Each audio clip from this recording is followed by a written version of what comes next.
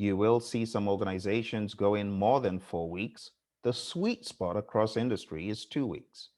Now, in addition to this sprint time box, which spans across 2 weeks where the team is working on developing the product, we also have a 24-hour cycle where there is a daily stand up meeting.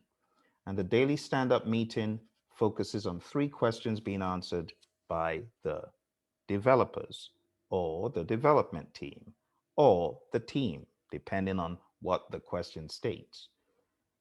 Three questions will be answered during the daily Scrum meetings. And the questions are: what have you finished since our last meeting? What are you going to work on between now and our next meeting? Or what's today's schedule?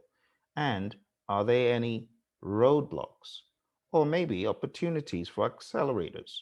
Those are all questions that could be asked. But traditionally, what you'll hear is: what did you work on yesterday? What are you going to work on today? And are there any impediments in your way?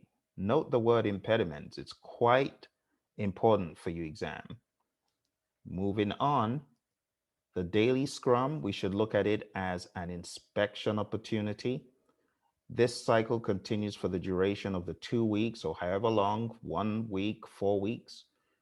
But ultimately, the team will create a working product. We call it a potentially shippable increment, ready for distribution, but doesn't mean we will release it, but it's a potentially shippable increment.